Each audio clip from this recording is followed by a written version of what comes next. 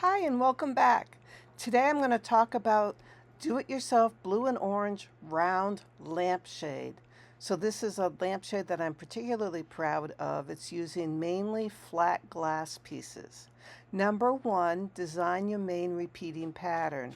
Now this can be any kind of sweep that you come up with, because basically I am designing as I go.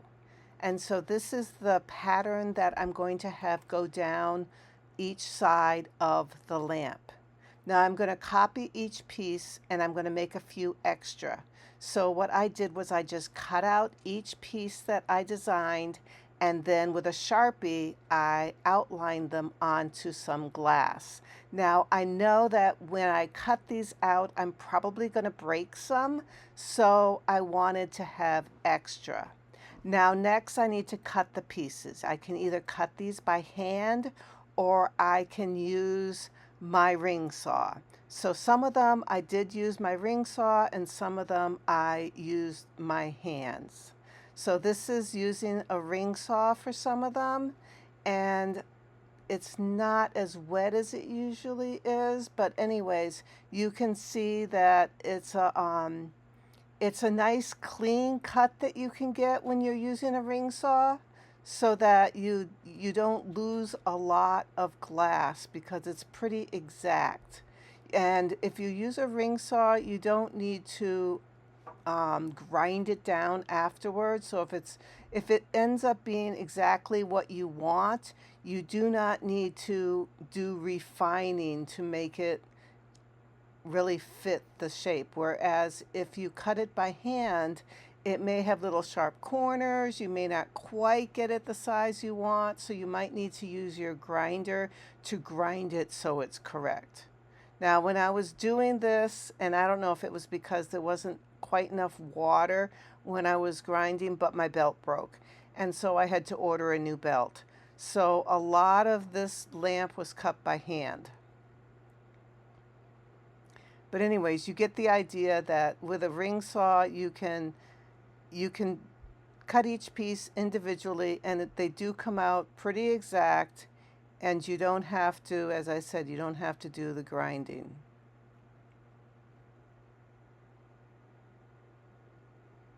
And you can kind of use the side of the blade on your ring saw to kind of grind off little bits. If you have like a little bit sticking out or something, instead of going directly to the grinder, you can just kind of rub your glass along the edge of your saw, and that will, like, in essence, grind it. Now these are the pieces that I cut to make one of my sweeps. Now you can see they're not perfect, but they're pretty close. And obviously I had to make many copies of these. After I made a whole bunch of them, I foiled them. I used my regular black back 7/32 inch foil, and I foiled them all. And you can see I have multiple copies of them. I ended up having 4 different sections of this sweep going down, so I needed 8 copies. Now I'm going to pin and tack these in place. Now I have a form that I had made earlier, and I do have different videos talking about making forms. This is a silicone covered styrofoam form that I made. And as you can see, I have 8 different sweeps. They're mirror images of each other. And what I'm doing is I'm starting at the top of the sweep, and I'm making sure that they are in fact 90 degrees from each other. And I am just tacking them down right now just to hold them in place while I continue to lay out the rest of my design. Now I know that this lamp is going to actually curve in at the bottom, so it's not just a flare, it's actually kind of goes around the circle. So I gotta keep in mind that I don't want to go past the circumference of the circle, because then I won't be able to take the mold out. So I'm only going to go down so far, and then I have to do the rest of the lamp in a different manner. Now I bought a copper top for my lampshades. You can see that copper circle at the top. And the nice thing about using a copper top or a brass top is that the solder sticks to it really easily. So you don't have to worry about having a non solder issue with the top. You don't, it'll go right to it. So just put some flux on it, use your 60/40 solder, and you can solder it right to it. And the nice thing about having a styrofoam or some kind of foam base for your lamp shade to build it on is that you can put pins in it like I'm doing to hold it in place before you solder it. Now I'm going down with the sweeps and I'm trying to keep them nice and symmetrical and even, and I'm soldering each little piece together so that they hold, you know, kind of tack them in place. So you can see I use pins again, and I'm being really neat so that I can take the pins out and reuse them. If you get the pins covered in flux, they're going to start rusting on you unless you use like stainless steel pins. So if they're just regular sewing needle pins, you're going to want to be pretty careful and not get flux on the pins themselves. Now, of course, there's all different types of pins you can use. You can see at the bottom that I have push pins, and those are stainless steel push pins, so they won't rust, but they're just a little bit different shape. And for some of what I'm doing, I didn't want to have the big clunky push pins. I wanted to have little skinny sewing type pins. And I like to use the pins that have a top to them so I can actually hang on to them and pull them out really easily. And as I'm going, I'm adding more solder out from the core of the design. I don't want to go all the way to the edge of these sweeps that I'm doing because I haven't added a piece of glass there yet. So I'm just kind of floating some solder to just keep them as sturdy as I can.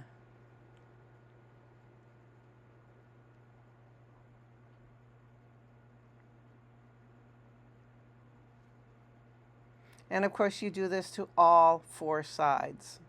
Now design the adjacent main area. So now I have big gaps between these sweeps that I designed, and I need to come up with some kind of pattern to go in between. So these are some of the pieces that I designed to go in between.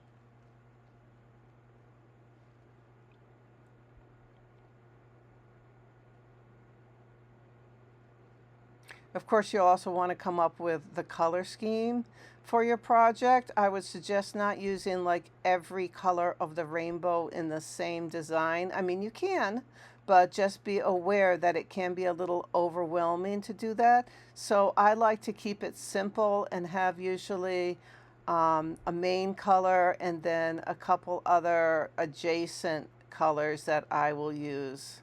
So this particular design has that bluish green color, and then it has these golden, orangey golden accents.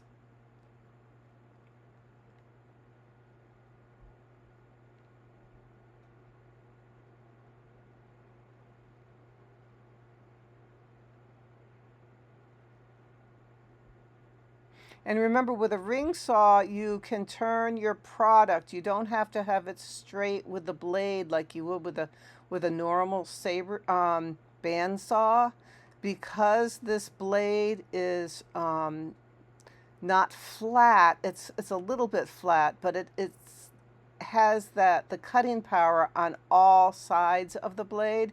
You can just swirl it around and use all sides. See, right now I'm just smoothing over a little area. Now, if your mark keeps coming off, you can use stuff like Mark Stay, which is a paste that you can put over your lines that you draw, which makes it not disappear with the water.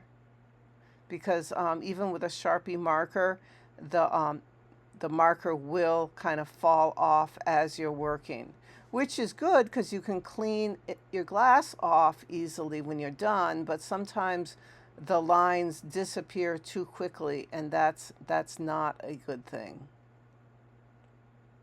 Notice I was using another piece of glass to push against the what I'm cutting to make it easier to do the cut.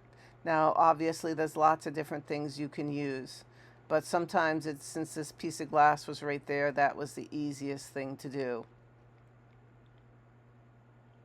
When you make a multiple of the same pattern, you'll want to stack them all up and see how they meet, because you want them to be pretty darn the same size so that it all works as simple as possible. Now in that little round circle I just put my finger on, that is a flattened, like a flattened marble, and I'm using those in places as little accents.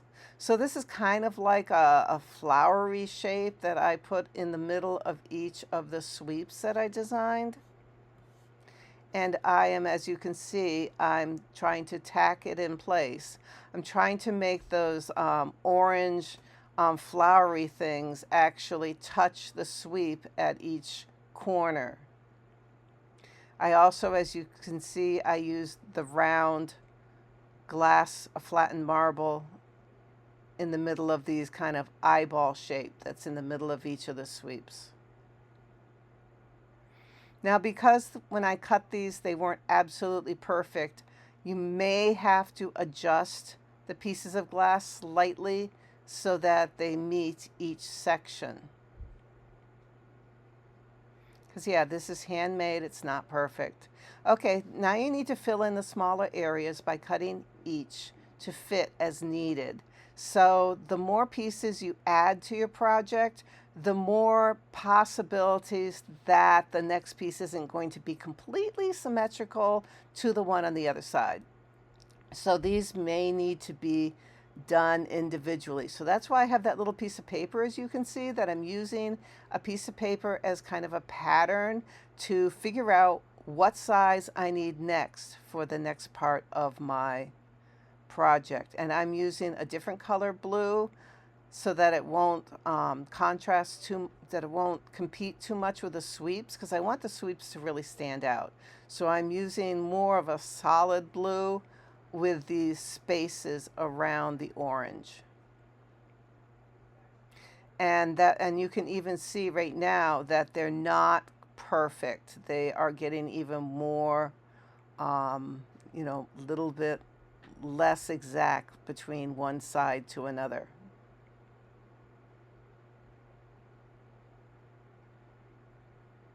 I do use fids, I use different pliers, I use little silicone washers, whatever you need to hold up your pieces to make them flush with each other as you're going.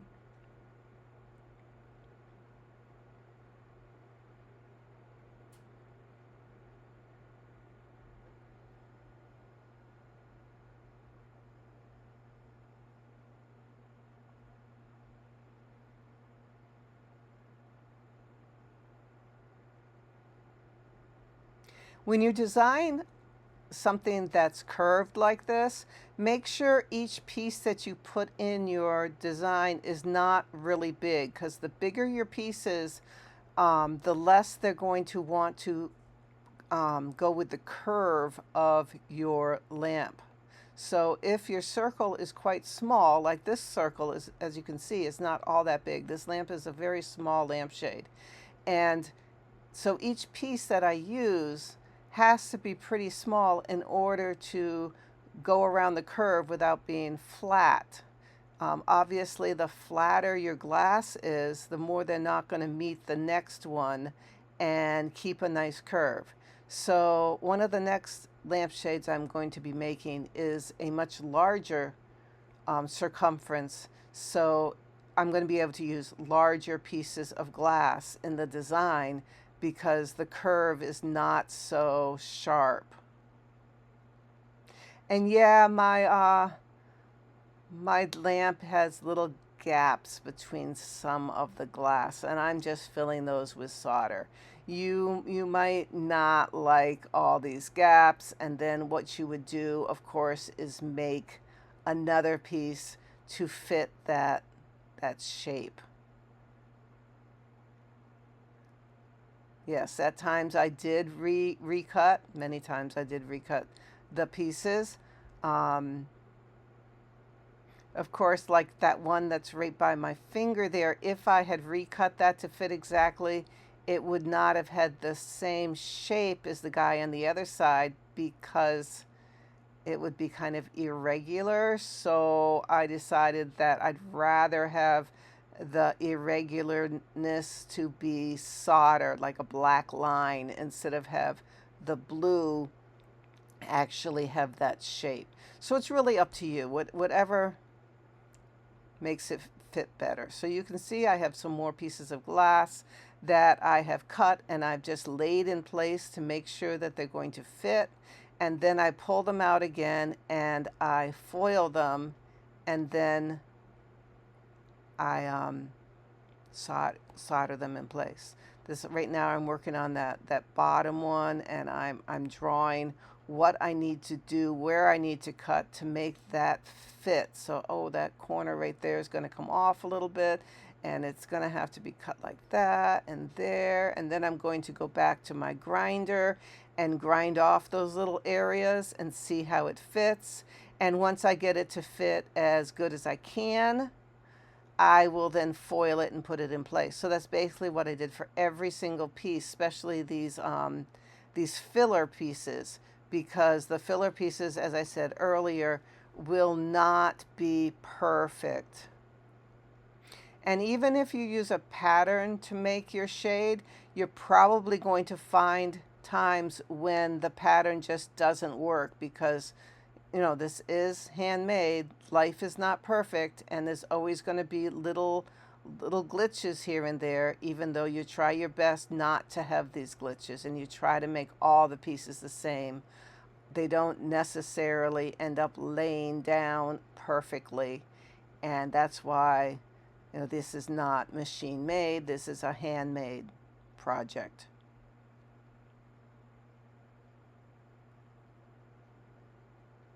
Yeah, sometimes it takes quite a while to get the piece to fit exactly where you want to. And as I said, the more and more pieces you put in, the less likely it's going to be that they're going to be completely symmetrical to the last one that you did.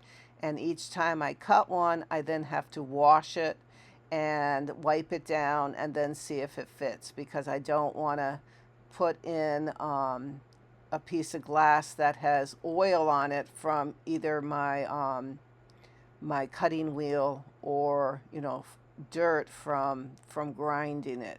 So each time I add a piece, I have to clean it off, make sure it's nice and dry, that it fits nicely, and then after I have a bunch of pieces in, then I will foil them. Or you could foil them and solder them individually. That's really up to you.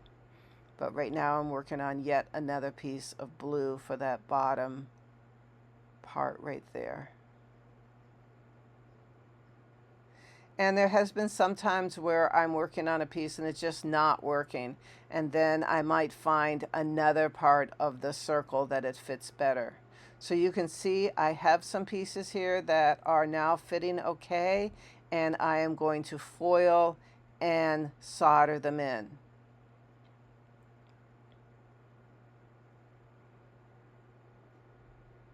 And yes, I'm going to smooth out these solder lines when I'm done putting all these pieces in. I haven't decided, you know, I haven't told myself that this is done yet. And you can see right now I'm kind of tilting the pieces of glass at times to make it go from one piece of glass to the other. That's because these pieces of glass, being glass, they are flat. And the circle I'm putting them in is not flat. So to go from one area of the circle to the other, they don't really want to go around that curve. So I have to kind of tilt them so that they do the best they can and go from one area to another.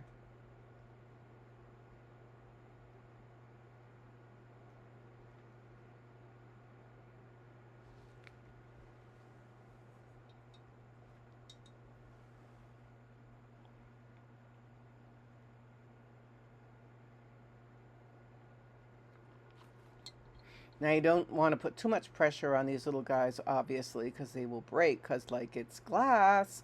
Um, so you got to keep that in mind. There's only so much pressure these pieces of glass will withstand, and you don't want to break them at this point. If you happen to break a piece of glass, I would suggest taking the glass out and replacing it, because I mean, this is a new project, a new lampshade, and we don't want broken glass in something that you've just created.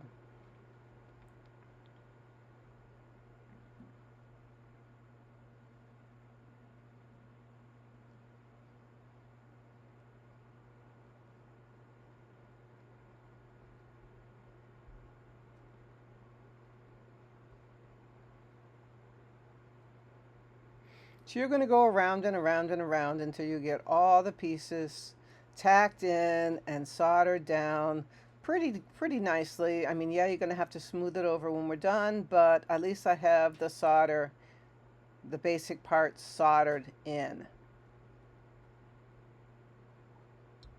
Now I'm going to take it off of its styrofoam support, and I'm going to back solder all the inside of this. This is to add more support. So I'm going to take it off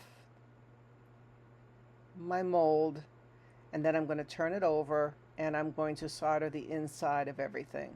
So I'm going to flux everything, and now I'm going to solder. And I'm going to do this before I bother smoothing over the top side, because as you're soldering, you might be heating up different areas. The solder on the other side will probably be affected. If it heats up a lot, it might change the shape of the solder on the other side. And also, if there's a gap and you fill it up with solder, you might end up with like a little glob of solder on the other side. So you want to do the whole inside, but you want to do this before you make the outside look wonderful.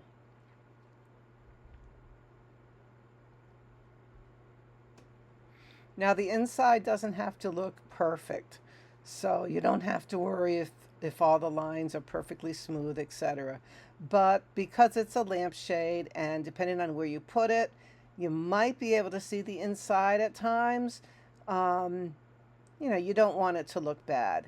And if you don't put solder on everything, I'm planning on patinaing this when I'm done. I'm going to put a black patina on it.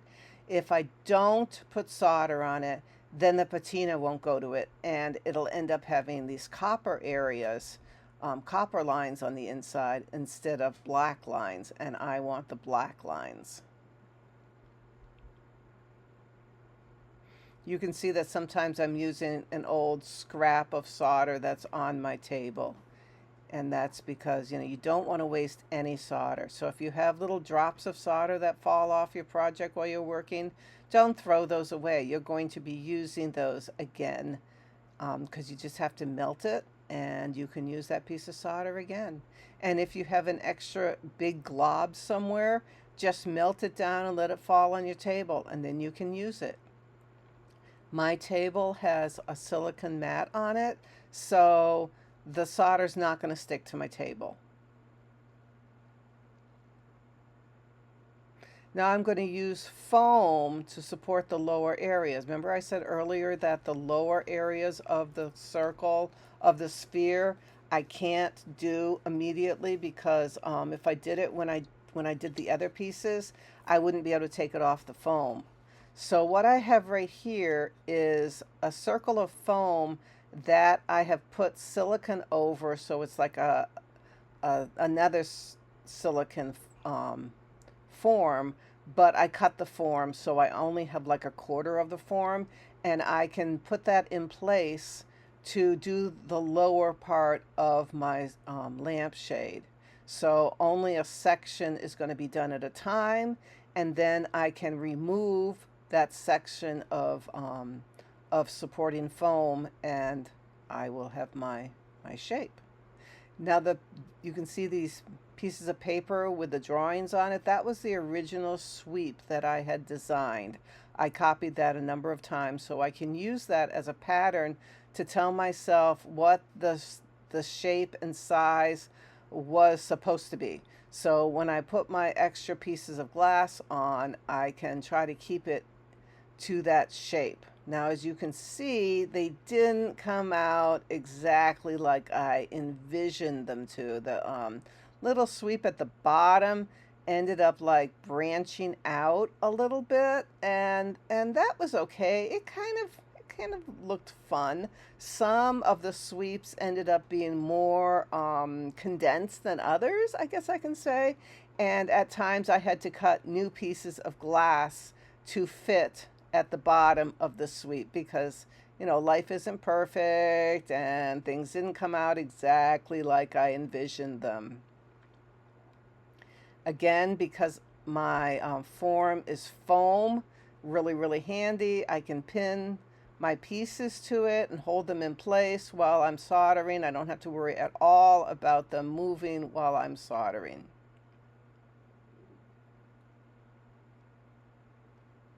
And I decided to use these orange flat glass marbles at the bottom of the design because I wanted a little bit of contrast to the greenish blue sweep designs that I did. So between each of those little sweeps, I have an orange circle.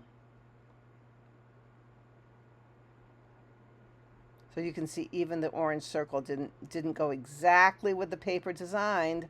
Oh well. And also because those orange flat marbles are glass organic marbles, they are not all exactly the same shape and they're not perfectly round. So I have a whole bunch of them and I had to pick out one that fit that particular spot the best. So each orange glob is not like another. They're all unique.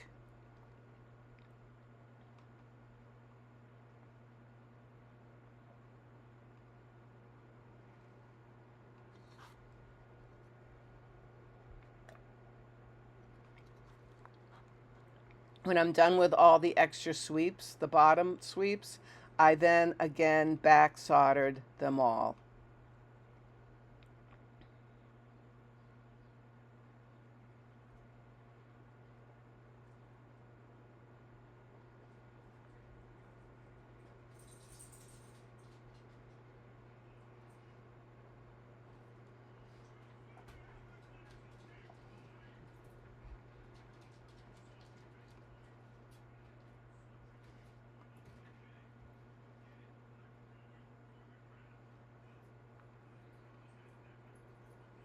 And yeah, as I'm back soldering this area, I am looking up above and making sure that all the other areas look like they were done completely.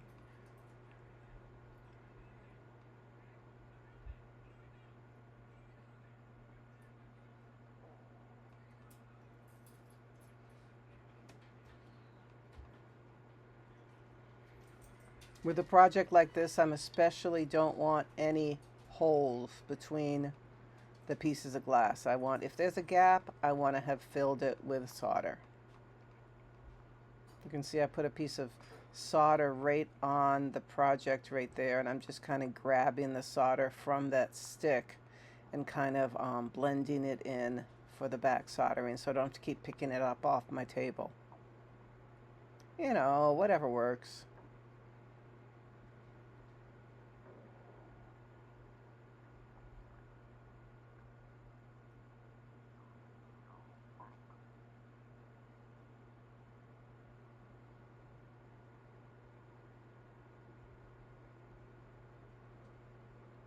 I'm going to end up supporting the edge next, so I do want to put solder along the edge also.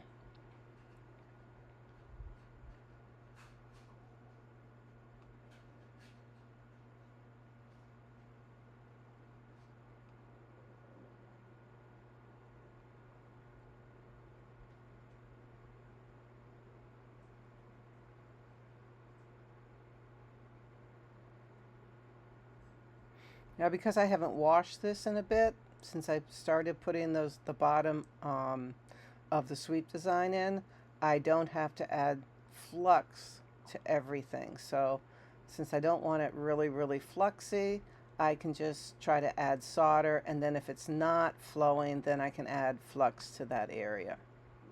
Now I'm going to use 22 gauge copper wire to support the free edge.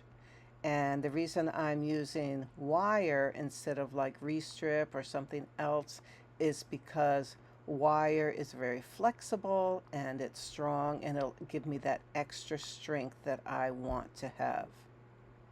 Now, I would use 22 gauge for this particular project because I need it to bend quite nicely around each little part of the bottom of the sweep, but I don't want it so bendable like a 26 gauge would be just too thin. It would bend really easily, yes, but it wouldn't give much support. And I don't want to use a thicker wire, even a 20 gauge. I even tried. It just did not bend easily enough. So you're going to want to find a nice medium. You want to have a wire that's flexible enough to go around the project, but not so thin that it's not going to give you any strength. So, obviously the thicker the wire that you can use, the better. And I know I'm going to have to go and smooth and fill in and make the wire not stand out as much as it does at times. So I want the wire to be really close to the profile of the sweep. So I'm using tweezers. These are needle nose tweezers. I'm using them to bend the shape that seems like it should fit the best, and then I'm holding it in place. And sometimes since it does heat up, since the wire will heat up a lot, at times I have to use pliers on my left hand there so that I don't get burned from the heat. I'm trying to just hold it with my hands and just tack it, really quickly, and then go to another spot. It's just the easiest way to hold it, of course, is with your free hand. Even wearing gloves is not quite as, it's a little clumsy. So I try not, obviously, I don't want to get burned. Now I am adding solder in between where any places where the wire is showing, because sometimes there's a little gap between the wire and the glass. I am making that gap go away, and I'm also covering up the line of the wire because that's not really part of the design. It's just there for strength. Now I'm going to smooth out the solder lines on the top of the project. So I'm going to turn my lampshade over correctly, and I'm going to try to smooth out any lines that I can. And this is a little bit more difficult. I'm not terribly good at this, but especially because it is a curve, but I am trying to smooth out any lines that I can so that they're not so chunky and uneven.